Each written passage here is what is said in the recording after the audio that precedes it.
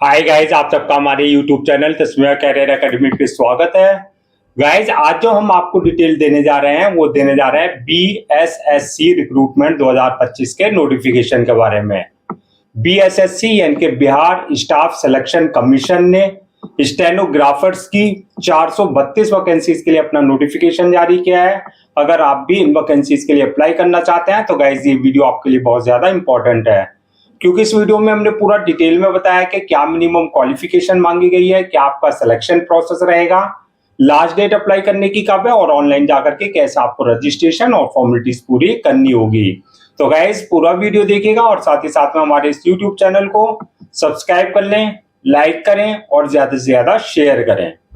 तो गाइस सबसे पहले बात करते हैं इनकी ऑफिशियल वेबसाइट की। इनकी जो ऑफिशियल वेबसाइट है वो है www.bssc.bihar.gov.in, जहां पर जाकर के आपको रजिस्ट्रेशन और फॉर्मेलिटीज पूरी करनी होगी। रिक्रूटमेंट अथॉरिटी जो रहेगी बीएसएससी रहेगी, यानी कि बिहार स्टाफ सिलेक्शन कमीशन के थ्रू आपका जो है सिलेक्शन किया जाएगा। पोस्ट नेम की अगर बात करें तो ये आपकी स्टेनो यानी कि स्टेनोग्राफर्स की आपकी पोस्ट रखी गई है। टोटल वैकेंसी जो आपका 432 वैकेंसीज के लिए नोटिफिकेशन जारी किया गया है। जेंडर की बात करें तो पुरुष और स्त्री दोनों ही अप्लाई कर सकते हैं। जॉब लोकेशन सिलेक्शन होने के बाद जो आपका ऑल ओवर इंडिया कहीं भी आपका जो है बिहार में कहीं भी आपकी पोस्टिंग दी जा सकती है। अप्लाई मोड आपका ऑनलाइन रहेगा, ऑफलाइन किसी भी तरह का कोई कम्युनिकेशन या कॉरेस्पॉन्डेंस नहीं किया जाएगा। और रजिस्ट्रेशन की अगर हम बात करें तो रजिस्ट्रेशन इसके जो है ऑलरेडी स्टार्ट हो चुका है। 25 सितंबर 2025 से रजिस्ट्रेशन स्टार्ट हो चुके हैं और लास्ट डेट जो है रजिस्ट्रेशन की वो है आपका 5 नवंबर 2025। तो 5 नवंबर 2025 से पहले पहले आपको इनको ऑफिशियल पोर्टल पर जाकर के अपना रजिस्ट्रेशन और फॉर्मेलिटीज पूरी कर लेनी है। फीस डिपॉजिट की अगर डेट की बात करें तो उसकी जो लास्ट डेट है वो है 3 नवंबर 2025। तो 3 नवंबर 2025 से पहले पहले आपको फीस डिपॉजिट करनी होगी, एप्लीकेशन फीस। और 5 नवंबर 2025 जो आपकी लास्ट डेट है अप्लाई करने की। एग्जाम डेट की अगर हम बात करें तो अभी रिटर्न एग्जाम डेट कोई अनाउंस नहीं की गई है। जल्दी ही इनके ऑफिशियल पोर्टल पर जो है रिटर्न एग्जाम डेट भी अपडेट कर दी जाएगी। और अगर हम एडमिट कार्ड की बात करें तो एडमिट कार्ड जो है जो भी आपकी रिटर्न एग्जाम डेट आएगी उससे 3 या 4 दिन पहले जो अपना एडमिट कार्ड इनके ऑफिशियल पोर्टल से डाउनलोड कर सकते हैं। अब नेक्स्ट बात करते हैं कि आपकी एप्लीकेशन फीस क्या रखी गई है। तो एप्लीकेशन फीस की अगर हम बात करें तो अगर आप जनरल, बीसी, ईबीसी या अदर स्टेट्स यानी कि बिहार के अलावा अगर आप ऑल ओवर इंडिया के किसी और स्टेट से अप्लाई कर रहे हैं इंडिया के, तो आपके लिए एप्लीकेशन फीस 100 रुपए रखी गई है। और अगर आप SC, ST, फिजिकल हैंडीकैप और फीमेल इस कैटेगरी में आते हैं तो आपके लिए भी एप्लीकेशन फीस जो है 100 रुपए रखी गई है। पेमेंट मोड की अगर बात करें तो ये आपका ऑनलाइन रहेगा, यानी कि आपका at the time of registration आप अपने debit card, credit card, net banking, UPI, IMPS या जो भी पेमेंट गेटवे वहां पर है उसके थ्रू जो आप अपनी एप्लीकेशन फीस जो है डिपॉजिट कर सकते हैं। अब नेक्स्ट बात करते हैं कि आपका जो है क्या एलिजिबिलिटी क्राइटेरिया रखा गया है, यानी कि कौन कौन जो है अप्लाई कर सकता है, क्या क्वालिफिकेशन मांगी गई है। तो क्वालिफिकेशन की अगर बात करें तो आप जो है मिनिमम एजुकेशनल क्वालिफिकेशन जो मांगी गई है 12th class passed from recognised board और इंस्टीट्यूशन से, या तो आपने 12th क्लास पास कर रखा हो या इसके इक्विवेलेंट और कोई आपके पास डिग्री यानी कि जो है सर्टिफिकेट आपके पास होना चाहिए। प्लस आपके पास जो है स्टेनो कोर्स आपने कर रखा हो, स्टेनो की नॉलेज आपको जो है अच्छी खासी नॉलेज आपको जो है होनी चाहिए। एज लिमिट की अगर बात करें इसमें तो मिनिमम 18 साल और मैक्सिमम जो है 37 साल रखी गई है। 18 और 37 के बीच में अगर आपकी एज है तो आप इन वैकेंसीज के लिए अप्लाई कर सकते हैं। Age relaxation as per government rules and regulations, जो रिजर्व कैटेगरीज वाले हैं उनको जो एज रिलैक्सेशन दिया जाता है वो आपको प्रॉपर एज रिलैक्सेशन दिया जाएगा। अब नेक्स्ट बात करते हैं कि आपका सिलेक्शन किस बेसिस पे होगा। तो सिलेक्शन की अगर बात करें तो वो आपका मल्टीपल स्टेजेस रहेंगी जो आपको क्लियर करनी होगी। तो फर्स्ट स्टेज जो रहेगी, फर्स्ट ऑफ ऑल इसमें ये है कि अगर आपका जो एप्लीकेंट है अगर 40,000 से ज्यादा रहे, यानी कि अप्लाई करने वाले कैंडिडेट्स अगर 40,000 से ज्यादा रहे तो आपका जो एग्जाम का पैटर्न वो प्रीलिम्स और मेंस में रहेगा, यानी कि आपका प्रिलिमिनरी एग्जामिनेशन भी होगा फिर मेंस में भी होगा। और 40,000 से अगर कम है तो तब आपका रिटर्न एग्जाम होगा, यानी कि रिटर्न एग्जामिनेशन एक होगा आपका। और जो रिटर्न क्वालिफाई कर लेंगे सेकंड स्टेज रहेगी उनकी स्किल टेस्ट की। स्किल टेस्ट में आपका जो आपका स्टेनो है, यानी कि हिंदी इंग्लिश की टाइपिंग टेस्ट आपका लिया जाएगा। जो स्किल टेस्ट क्वालिफाई कर लेंगे, थर्ड स्टेज रहेगी डॉक्यूमेंट्स वेरिफिकेशन की, यानी कि at the time of registration जो भी डॉक्यूमेंट्स आपने अपने अपलोड किए हैं वो सारे डॉक्यूमेंट्स आपके ओरिजिनल चेक किए जाएंगे, वेरीफाई किए जाएंगे। और लास्ट स्टेज होगी मेडिकल एग्जामिनेशन की, यानी कि जिस पोस्ट के लिए आपने अप्लाई किया उसके लिए देखा जाएगा कि फिजिकली और मेंटली पूरी तरीके से आप फिट हैं या नहीं है। तो ये मल्टीपल स्टेजेस रहेंगी जो आपको क्लियर करनी होगी। अब बात कर लेते हैं कि आपका जो रिटर्न एग्जाम होगा उसका क्या एग्जाम पैटर्न रहेगा, क्या उसका सिलेबस रहेगा। तो सबसे पहले बात करते हैं हम एग्जाम पैटर्न की। तो एग्जाम पैटर्न की अगर बात करें तो ये आपका जो क्वेश्चंस का जो पैटर्न होगा पेपर में वो ऑब्जेक्टिव टाइप यानी कि एमसीक्यू मल्टीपल चॉइस क्वेश्चंस होंगे।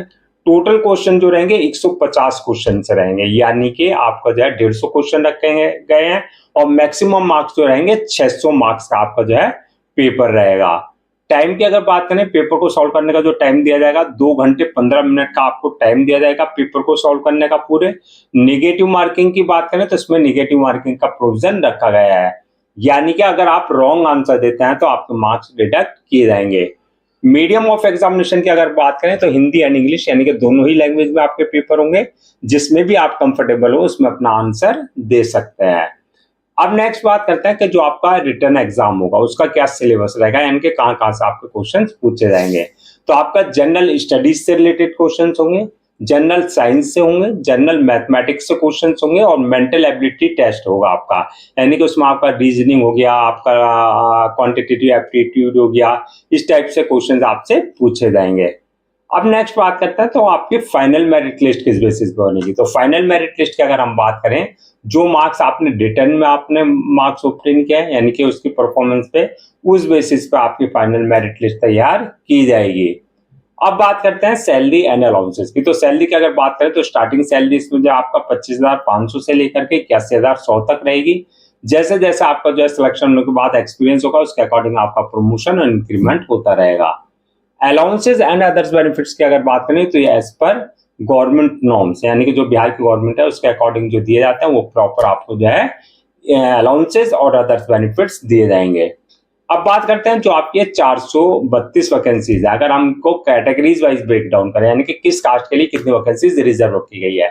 तो जनरल वालों के लिए 150 वैकेंसीज है, बीसी वालों के लिए 45 है, बीसी फीमेल वालों के लिए 9 है, ईबीसी वालों के लिए 80 है, एससी वालों के लिए 102, एसटी वालों के लिए 9 और ईडब्ल्यूएस वालों के लिए 37 वैकेंसीज रिजर्व रखी गई हैं। तो टोटल लगा करके आपकी 432 वैकेंसीज रखी गई, इस तरीके से फिल की जाएंगी। अब बात करते हैं अप्लाई करने से पहले क्या क्या डॉक्यूमेंट्स आपको रेडी रखना है। तो डॉक्यूमेंट्स की अगर बात करें तो सबसे पहले जो भी आपके एकेडमिक सर्टिफिकेट्स हैं यानी कि 10th की मार्कशीट, 12th की मार्कशीट, वो सर्टिफिकेट्स आपको जो है रेडी रखना है बिल्कुल स्कैन कॉपी करा करके। इसके अलावा जो है बर्थ सर्टिफिकेट यानी कि 10th की मार्कशीट में डेट ऑफ बर्थ मेंशन नहीं है तो बर्थ सर्टिफिकेट आपका पास कंसर्न अथॉरिटी से होना चाहिए। इसके अलावा caste certificate, income certificate, disability certificate, domicile, ये सारे सर्टिफिकेट्स का अगर आप किसी के भी किसी तरह का कोई रिजर्वेशन ले रहे हैं इनमें तो आपको जो है इसका जो है आपके कंसर्न डिपार्टमेंट और कंसर्न अथॉरिटी से आपके पास जो है ये जो है सर्टिफिकेट्स होने चाहिए। इसके अलावा ID proof, address proof, passport size photo, signature वगैरह ये सारे डॉक्यूमेंट्स आपको पहले से स्कैन कॉपी करा करके रखना है। अब बात करते हैं कि अप्लाई करने का क्या प्रोसेस रहेगा। तो जैसा कि हमने स्टार्टिंग में बताया था पूरा प्रोसेस ऑनलाइन रहेगा, ऑफलाइन किसी भी तरह का कोई कम्युनिकेशन या कॉरेस्पॉन्डेंस नहीं किया जाएगा। तो ऑनलाइन अप्लाई करने के लिए सबसे पहले आपको इनका ऑफिशियल पोर्टल www.bssc.bihar.gov.in पर विजिट करना है। जब आप वहां विजिट करेंगे होम रिक्रूटमेंट कैरियर रिक्रूटमेंट वाले सेक्शन में जाएंगे, वहां अप्लाई ऑनलाइन का आपको लिंक मिलेगा, वहां जो है आपको क्लिक करना है। यहाँ पे इस बात का ध्यान रखना अगर आपने इनके पोर्टल पर अपने आपको पहले से रजिस्टर नहीं करा रखा है तो आपको जो है न्यू यूजर या रजिस्ट्रेशन पर जाकर के जो है अपनी basic details, valid email ID और मोबाइल नंबर से अपने आपको रजिस्टर करा लेना है, जहां से आपको जो है यूजर नेम पासवर्ड जनरेट हो जाएंगे जो आपके क्रेडेंशियल होंगे। अगर ऑलरेडी आपके पास जो है यूजर नेम पासवर्ड है यानी कि क्रेडेंशियल है उससे लॉगिन करना है। लॉगिन करने के बाद आपका एप्लीकेशन फॉर्म आएगा, उस एप्लीकेशन फॉर्म में आपको पूरी अपनी डिटेल जो एक्यूरेट फिल करनी है। डिटेल्स फिल करने के बाद जो है नेक्स्ट ऑप्शन रहेगा आपका अपलोड योर डॉक्यूमेंट्स का, यानी कि जो भी आपके डॉक्यूमेंट्स हैं चाहे वो 10th की मार्कशीट सर्टिफिकेट है, 12th की मार्कशीट सर्टिफिकेट है या इससे रिलेटेड जो भी आपके सपोर्टिंग डॉक्यूमेंट्स है वो सारे डॉक्यूमेंट्स आपको अपने उनके प्रेस्क्राइब्ड फॉर्मेट के हिसाब से जो है अपलोड करने हैं। डॉक्यूमेंट्स अपलोड करने के बाद जो है आपका नेक्स्ट जो स्टेप होगा वो रहेगा आपका मेक पेमेंट का, यानी कि जो भी आपकी एप्लीकेशन फीस है वो आपको अपनी कैटेगरी के अकॉर्डिंग जो है डिपॉजिट करनी होगी। एप्लीकेशन फीस डिपॉजिट करने के बाद जो है नेक्स्ट ऑप्शन रहेगा आपका जो है फॉर्म को अपलोड करने का, यानी कि सबमिट करने का।